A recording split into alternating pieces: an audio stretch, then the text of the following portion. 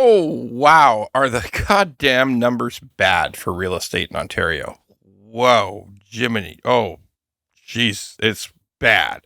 So, are we sort of experiencing a real estate collapse in Ontario? Don't get me wrong. I don't think, other than the 416 condos, I don't think we're experiencing a price crash. No, I don't really, not yet anyway. But are we just seeing a collapse of real estate sales? I think we might be, yeah, because again, referring back to the condos in the GTA, we're down to a 30-year low, like 30-year low of sales. Like I think in the first quarter, there was only like 500 and change condos sold at all. Like it's a big city, right?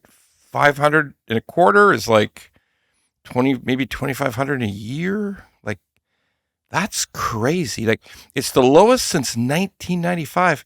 And you got to figure it's about a 250% increase of people since then, right? Like Toronto has grown. Ontario has grown. Maybe not 250, but maybe 200, maybe double. Is it double in 25 years? 30 years? 1995, 30 years, maybe double? Could be. Like, and it's collapsed. Like, get this. New starts are like down 79% year on year. Like that's just off the charts. And you know what's really the nail in the coffin? I'll tell you what the nail in the coffin is. Royal LePage, our friends at Royal LePage, issued a report, and they said, we are revising our report that we believe real estate sales will be down this year. Now, that might not sound like the apocalypse to you, but if you know real estate sales companies, that's like hiri-kiri. That's like ritual seppuku.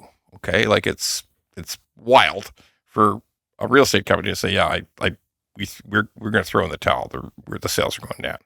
So, what does that really mean? Like, does that mean there's going to be great deals available soon?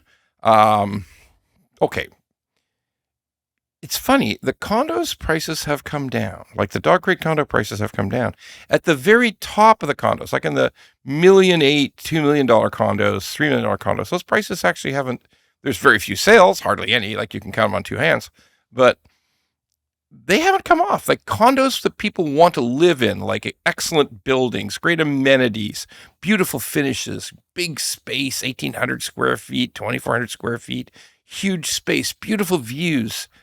No, they haven't really. There's not many of them. There's a small inventory of them, but those prices haven't come off. But the dog crate condo prices, yes, indeed, they are coming off. We're seeing some weird offers. Like somebody's offering one for $289 or something. Like it's like 2015 pricing. Now that's a list price, so obviously they're trying to attract some interest, maybe get a bid. But yeah, we're seeing. I'm not saying that the prices have collapsed, but there's more new ones coming, and we're reaching, like, I think it's unbelievable 15 months of inventory, like absolutely crazy. But is that happening everywhere? Is that everything going wrong? Look, as I've said many times before, single family will be affected to some extent. Low rise will be affected to some extent, but not probably a knife through the heart. Like it's not going to be the apocalypse. And some areas are strong. Like we just looked at a $6.3 million sale in Oakville. Oakville's kind of a sort of an upscale a suburb of Toronto. A lot of doctors and bankers like to live there. And $6.3 million. It's not a huge house. It's not even on the lake. It's on a pretty well-known street, but that's decent. I wouldn't pay $6.3 million for it. Not on a bet. But that transaction happened. So trades have happened.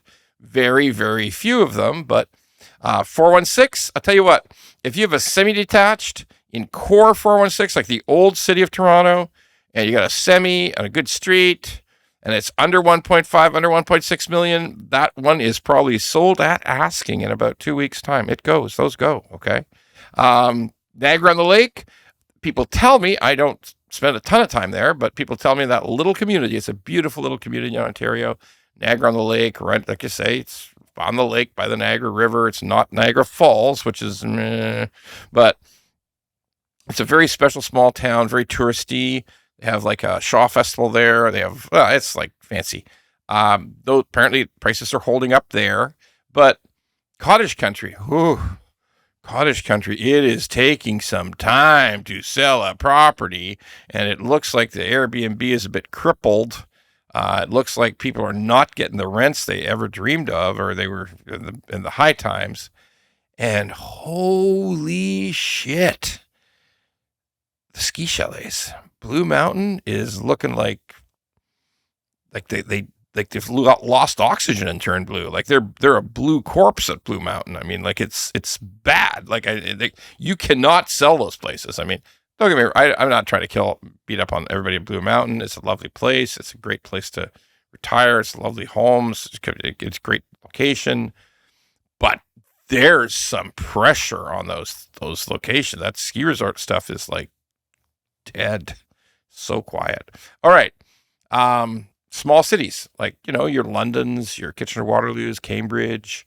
Cambridge getting a little worried on the Toyota thing. I mean, that's a different video, but Kingston, Ottawa, okay. Like off a tiny bit, like it's just a tiny bit of price reduction. It's slowed down a lot. Sales have slowed down a lot, but doesn't look like it's in trouble. Those other small cities, yeah, like Cambridge, Kitchener-Waterloo, and London are a bit off. Those prices are off in a general way. Not enormously, like what are we talking, 10%? Maybe a bit more depending on the location. So why? If things are so bad and sales are so slow, why aren't prices going down faster? Well, it's really easy to understand in real estate. It's the elevator on the way up. It's the stairs on the way down, because in theory, there's a ceiling. If you've got an 80% mortgage and you're starting to get up to that 80% mark, you don't want to lose money to sell that house. It's as simple as that.